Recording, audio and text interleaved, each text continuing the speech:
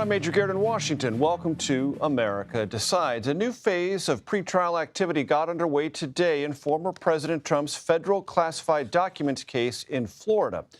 And while we await closing arguments in the criminal hush money and election interference trial in New York, former president is turning his ire from the judge presiding over that case, Juan Merchan, to the FBI. On his social media platform, Trump is accused, without any foundation, FBI agents of being, quote, locked and loaded, unquote, as they seized classified documents from his estate. The FBI issued a rare public rebuke to these claims, saying it followed normal, standard protocol, as it does for all search warrants, and that no one ordered additional steps be taken. Robert Costa joins us now from Studio 57 in New York.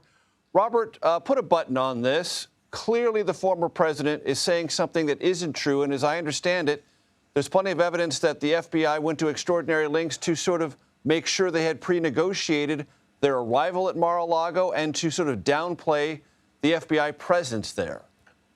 Major, your summary assessment is spot on based on our reporting here at CBS News, and the FBI did take that rare opportunity to offer clarity about the search. It rarely speaks up in instances like these, with an ongoing trial looming on the horizon, an active investigation still in some respects.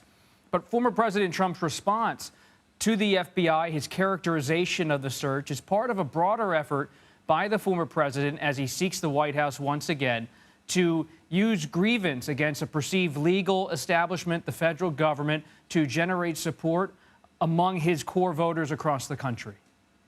And it also seemed to be a diversionary effort, because some of the things that were released yesterday indicate that a very senior federal judge reviewing the evidence presented found more than enough evidence not only behind the search warrant itself, but by a highly unusual request that lawyer-client privilege be pierced in this matter. True? That's exactly right, Major. You're seeing here in this particular case on the federal level a real emphasis by federal investigators to understand whether former President Trump had criminal intent when he decided to keep all of these documents at his home in Mar-a-Lago. And as they have pursued this investigation over the course of recent years, they have gone to great lengths to try to find out more about the deliberations between Trump and his lead attorney in the case, Evan Corcoran, to pierce attorney-client privilege in some ways, to try to better understand what was Trump doing behind the scenes, why did he hold on to these documents, and what did he do, allegedly, to direct certain people in his organization, working at Mar-a-Lago, working on his campaign, to in some way deal with these documents. Not only the documents themselves, but allegations of possible obstruction of justice. Robert, I also want to ask you a political question. Here in Washington, mere moments ago, Nikki Haley, in a speech on foreign policy, added this line: I'm going to vote for Trump. Any reaction from the Trump world? Your assessment, does this come as a surprise? It does not come as a surprise, in the sense that while Nikki Haley, the former UN ambassador, was a critic of the former president during her own presidential campaign, she is someone who did serve in his administration, and she never drew stark lines morally, politically, ethically when it came to the former president. She is not former Representative Liz Cheney. She is not former New Jersey Governor Chris Christie, who see Trump as a bridge too far, someone they just can't get around.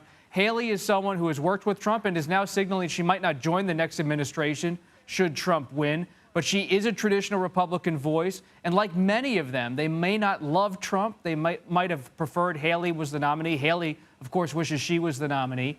But at the same time, they see him as the standard bearer, and they know the Republican voters are with Trump. Robert Costa, New York. As always, we thank you. Thank you.